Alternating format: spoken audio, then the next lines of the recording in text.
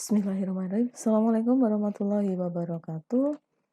Video kali ini saya akan membahas tentang the building block di dalam data warehouse. Yang akan kita bahas adalah mereview apa itu data warehouse, kemudian fitur dalam data warehouse, perbedaan apa itu data warehouse dan data mart, kemudian kita akan membahas komponen atau building block dalam data warehouse dan sedikit pengenalan tentang metadata.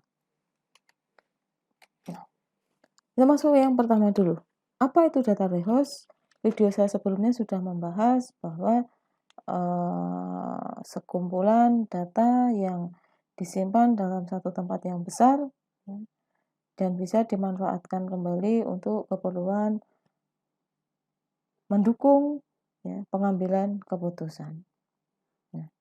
Data warehouse itu merupakan informasi delivery system yang mengintegrasikan, mentransformasikan data corporate ke dalam format informasi yang tepat untuk kebutuhan pembuat keputusan strategis. Nah, caranya bagaimana untuk memanfaatkan data warehouse? Jadi, mengambil semua histori perusahaan dari sebuah sistem OLTP atau data internal, ya, kemudian mengkombinasikan data internal dan data eksternal perusahaan yang relevan, dan menghilangkan konflik akibat perbedaan format data, perbedaan sistem deskripsi, encoding, unit, kemudian mentransformasikannya ke dalam format yang baku. Jadi bisa saya jelaskan di sini adalah dari semua data yang ada di banyak aplikasi disatukan, kemudian disamakan format, kemudian disamakan tentang perbedaan sistemnya, deskripsinya, sampai data itu siap untuk disajikan. Nah, untuk itu diperlukan sebuah komponen atau building block di dalam data warehouse. Nah, sebelum kita membahas tentang building block, lebih jauh kita akan review database terlebih dahulu. Nah, di sini adalah data warehouse is a subject-oriented, integrated, non-volatile, and time-variant collection of data in support of management decision. Nah, jadi sebuah database itu terpisah dari sebuah data warehouse itu terpisah dari database yang ada di aplikasi. Jadi mindsetnya adalah di dalam aplikasi itu mempunyai satu database. Nah, database ini datanya akan disimpan ke dalam data warehouse. Kemudian datanya tersedia, datanya sudah terintegrasi berdasarkan waktu. Jadi data itu ada dalam waktu kurun tertentu. Di dalam data warehouse itu berorientasi pada subjek. Nah, datanya itu tidak menguap dan mudah untuk diakses. Salah satunya adalah ada istilah OLTP di dalam data warehouse, yaitu dataset disimpan pada sebuah aplikasi individu. Di dalam OLTP menyediakan data untuk semua fungsi organisasi, kemudian individual data mendukung individual aplikasi. Nah, pada data warehouse, data tersebut disimpan berdasarkan subjeknya, bukan berdasarkan aplikasinya. Gitu ya. Sekali lagi, data yang ada di data warehouse itu disimpan berdasarkan subjek, bukan berdasarkan aplikasinya itu apa. Nah, data subjek ini bisa berupa misalkan data customer. Nah, data customer jadi satu kesatuan penuh tentang data customer. Begitu juga dengan data transaksi. menyimpan satu kumpulan penuh data yang berisi tentang data transaksi. Bersifat manufaktur, ya, contohnya di sini adalah sales, pengiriman, dan inventory. Nah, ini dicontohkan tadi, ya, berorientasi subjek. Contohnya full data tentang sales, ya. Kemudian full data produk, customer, claim, dan sebagainya. Nah, kalau data disimpan berdasarkan aplikasi, nah, itu contohnya ada order processing, ya, customer load, customer billing. Nah, jadi lebih rinci berdasarkan aplikasi yang digunakan oleh user. Tapi kalau data warehouse itu satu kumpulan data tentang customer jadikan satu. Data claim juga sama, jadi satu. Nah, mungkin di dalam data claim ini, ya, itu ada klaim dari tahun 2000 sampai 2010 sampai 2020 misalkan, ya. Jadi semua data claim itu ada di dalam data warehouse subject. Jadi kalau operation kan untuk claim, nah itu ada claim processing, ya. Jadi satu kesatuan data. Kemudian hubungannya dengan integrated data. Nah, ini adalah data yang ada di banyak aplikasi.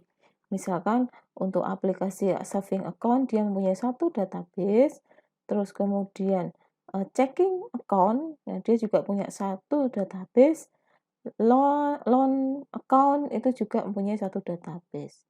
Disinkronize, ya, menjadi satu, ya, data warehouse berorientasi objek, yaitu account. Ya. Dari 3 database, nah, kita subjekkan atau kelompokkan subjek menjadi subjek account.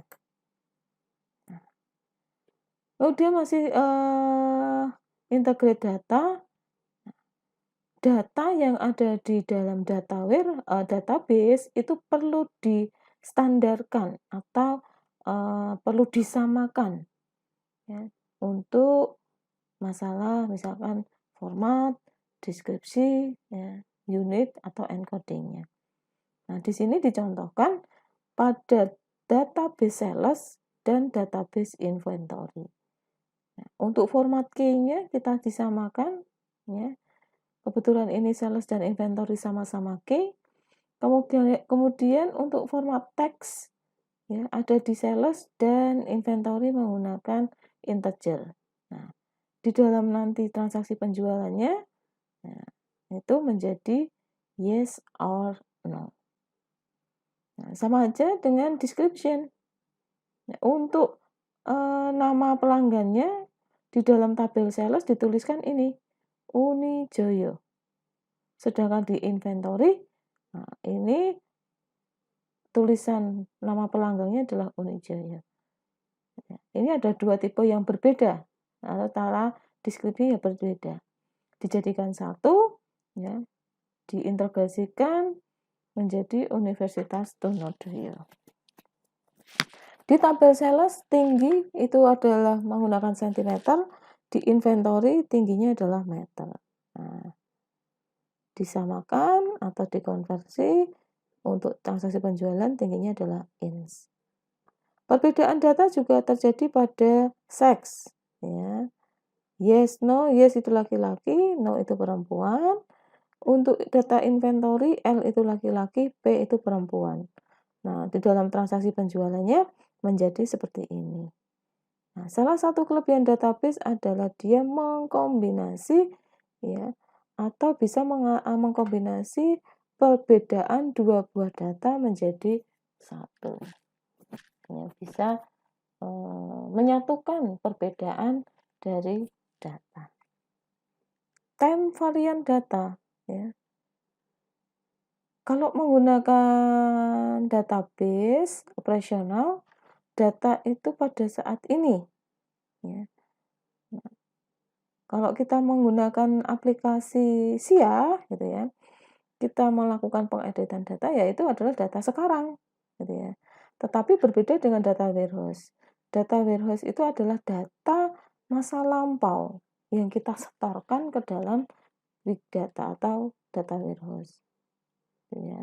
Yang digunakan atau yang bisa di-read untuk keperluan pengolahan data kembali untuk data yang akan datang. Jadi konsepnya adalah di dalam data warehouse itu ada data lama atau data lampau yang sudah kemudian kita manfaatkan sekarang, ya kan? Terus kemudian kita gunakan untuk masa yang akan datang. Nah, non-volatile data. Kalau kita menggunakan teknik operasional, kita bisa melakukan add, tambah, change, delete pada sistem operasional secara real time. Ya, setiap saat, ya, siap transaksi. Gitu kan. Tetapi kalau data warehouse, update itu ketika kita perlukan saja. Nah, bisa dilakukan secara periodik. Nah, data pada data warehouse dikhususkan untuk query dan analisis data. Jadi, kita tidak bisa mengupdate data di dalam data warehouse real time. Ya, tidak setiap saat kita bisa melakukan data, tetapi data itu yang sudah tersimpan dalam database, dalam satu kurun waktu tertentu kita setorkan atau kita simpan di dalam database, data warehouse. Nah ya, misalkan nih sampai tahu transaksi sampai tahun 2019. Oke, kita sudah upload. Ya. Terus kemudian untuk yang transaksi 2020 sudah selesai, kita upload juga. Nah, jadi penguploadannya atau kita menyimpannya secara periodik dan hanya bisa diambil atau di-read. Nah, kita tidak bisa mengubah ya, secara setiap saat, kemudian disimpan kembali ke database, tidak bisa. Jadi kita menyimpannya dalam satu kumpulan berorientasi objek. Nah, ini kalau digambarkan menjadi seperti ini nih. Nah, OLTP dalam database itu kita bisa read. Nah, kalau kita bisa melakukan add, change, delete setiap waktu, ya, kalau operation. Nah, kalau ini sudah ditentukan dalam satu waktu tertentu, kemudian di load dalam data warehouse. Dalam data warehouse hanya bisa untuk read. Ya, fungsinya apa? Nah, diambil datanya untuk keperluan decision support system. Ada kemudian adalah data granularity. Nah, data granularity adalah tingkat kedetailan data dalam satu data warehouse. Nah, semakin detail data, maka tingkat granularity-nya akan semakin rendah juga. Nah, level yang paling rendah dari granularity adalah data transaksi, gitu ya. Nah, granularity ini merupakan satu isu yang ada di dalam data warehouse. Karena apa? Karena semakin rendah level granularity, maka jumlah data yang disimpan di dalam database juga akan semakin besar, gitu ya. Semakin rendah level granularity, maka tingkat kedetailan data juga akan semakin besar dan berpengaruh terhadap pertanyaan yang nanti akan dijawab. Nah, di sini misalkan ada data daily detail, kemudian month summary, dan quarterly summary. Nah, tadi ya, jadi semakin detail datanya, nah semakin detail datanya, maka tingkat granularity-nya akan semakin rendah juga. Kemudian apa itu data warehouse dan data mart? Nah, data mart itu adalah bagian atau sub dari data warehouse yang sederhana, atau bisa kita sebut sebagai bagian unit terkecil. Di dalam data warehouse dibagi menjadi beberapa data mart, fungsinya adalah untuk pemrosesannya akan lebih cepat. Ya. Nah, misalkan di sini nih, data warehouse berupa corporate atau enterprise wide. Nah, di dalam data mart dipecah menjadi departmental. Ya. dibagi menjadi banyak departemen. Kemudian di dalam database union of all data mart, nah tapi kalau data mart itu single business process, nah, dan lain sebagainya. Metode untuk membangun data warehouse, ya, ada top down dan ada bottom up. Nah, top down itu adalah keseluruhan data mart yang bergantung pada data warehouse. Ya, jadi keseluruhan data mart yang bergantung pada data warehouse. Jadi kita membuatnya ya dari atas dulu baru ke bawah. Ya, makanya kita sebut sebagai top down. Kebalikannya bottom up itu ada beberapa data mart ya, atau data lokal bergabung menjadi satu gudang data. Di next video saya nanti kita akan bahas secara khusus apa itu metadata dan bagaimana langkah untuk membangun data warehouse. Nah, komponen atau building block dalam data warehouse, nah di sini dibagi menjadi 3 bagian, yaitu resource data, kemudian management and control, dan information delivery. Nah, di sini di dalam resource data itu ada banyak data internal, data eksternal dari banyak aplikasi dijadikan menjadi atau datanya disimpan menjadi satu database. Ya. Nah, di dalam data ini semua data di stacking, disamakan dulu seperti tadi. Format yang tidak sama antara satu data dengan satu data yang lain itu disamakan. Ya, kemudian diupload dalam satu data warehouse ya, menggunakan prinsip DBMS, Database Management System. Dari sini kemudian nanti akan disebarkan melalui multidimensional database ya, yang bisa dimanfaatkan untuk data mining, OLAP, report, atau query. Nah, ya. Ada beberapa komponen yang ada di blok data warehouse. Ada production data, yaitu data operasional secara penuh, gitu ya. Jadi yang ada di sini nih, nah, itu ada data perusahaan atau production data. Kemudian data internal itu berupa spreadsheet atau dokumen, profil pelanggan, dan database departemen perusahaan. Activate data dia berupa data operasional yang telah disimpan, dan external data itu berupa data statistik penilaian dari agensi luar. Nah, ini. Ya. Terus kemudian di data stacking, ya, dari berbagai sistem operasi dan eksternal data disimpan pada data warehouse yang harus dirubah atau disamakan formatnya sehingga dapat disimpan untuk query dan analisis. Nah, nanti bisa dilakukan ekstraksi data, transformasi data, dan loading data. Posisi di sini. Ya.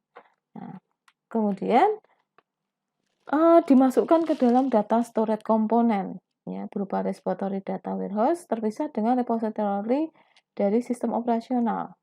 Nah, kalau di dalam sistem operasional yang bisa kita gunakan tiap hari itu mendukung day-to-day operation. Jadi kita bisa melakukan update data setiap saat atau kita sebut sebagai OLTP. Ya. Kemudian disimpan ke dalam data warehouse, jadi data history yang besar untuk kebutuhan analisis data. Nah, di data storage di sini diupload ya, sesuai dengan konsep data warehouse. Nah, dari data source ya, kemudian ini adalah penyamaan data ya, sampai disimpan ke dalam data warehouse. Nah, kemudian dari data warehouse ya,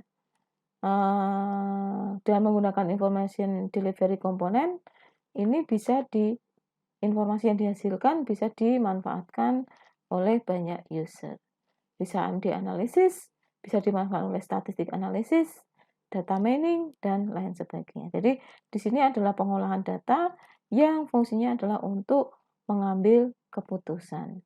Ya, bisa berupa peramalan, ya, kemudian bisa analisis data, statistik, dan lain sebagainya.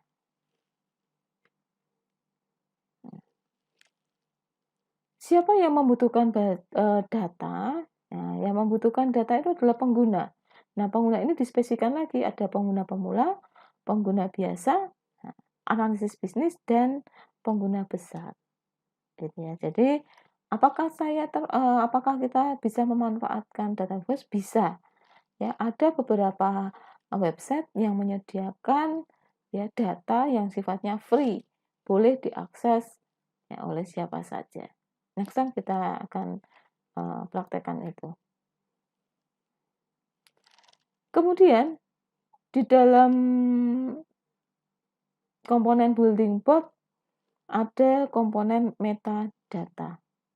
Nah, istilah metadata itu ada di dalam data warehouse. Kalau di dalam data DBMS itu kita kenal istilahnya dengan kamus data.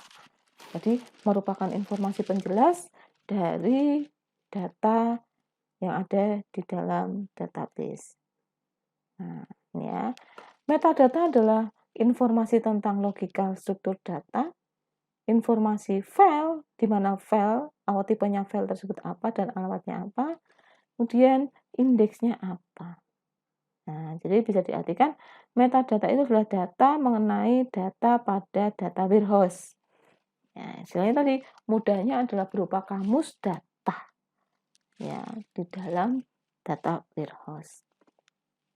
Nah, komponen manajemen dan kontrol di dalam building block data warehouse. Komponen ini fungsinya adalah untuk mengordinir service dan aktivitas dalam data warehouse. Kemampuan ini berhubungan dengan komponen metadata untuk melakukan fungsi kontrolnya. Ya. Metadata adalah sumber informasi bagi modul manajemen. Karena sifatnya tadi kembali, metadata merupakan informasi mengenai apa yang ada di dalam data tersebut. Nah, tipe dalam metadata adalah operation metadata, ekstraksi dan transformasi metadata, and end user metadata. Nah, untuk operasi metadata terdiri dari semua informasi tentang data sumber. Gitu ya. Cara pemrosesannya adalah memilih data dari sumber untuk data warehouse. Ya. Sudah dipilih ini datanya, sudah diambil. Kemudian pisahkan rekodnya. Ya. Gabungkan bagian record dengan file sumber lainnya. Dan berhasil dengan skema multiple coding dan panjang file. Jadi, menginformasikan tentang data sumber, prosesnya adalah, ya ini tadi, ya kita pilih dulu. Ya, pilih dulu datanya, ya kita ambil dulu dari data warehouse, kemudian pisahkan rekodnya, kemudian gabungkan dengan file-file yang lain. Misalnya nih, saya akan mengambil tentang data customer ya di dalam data warehouse. Kemudian saya gabungkan dengan data yang sekarang, data real time sekarang. Ya, sampai berhasil dengan skema multiple coding. Nah, kemudian ekstraksi dan informasi metadata terdiri dari data ekstraksi, data dari sistem sumber, yaitu extraction frekuensi, ya, mengekstrak frekuensinya, ya, besarnya dalam data, ya, mengekstrak metodenya, dan bisnis rule-nya, ya, dalam kita mengekstrak. Nah, yang terakhir adalah end user metadata, adalah peta navigasi pada data warehouse. Fungsi dari metadata adalah menggabungkan semua bagian pada data dalam data warehouse.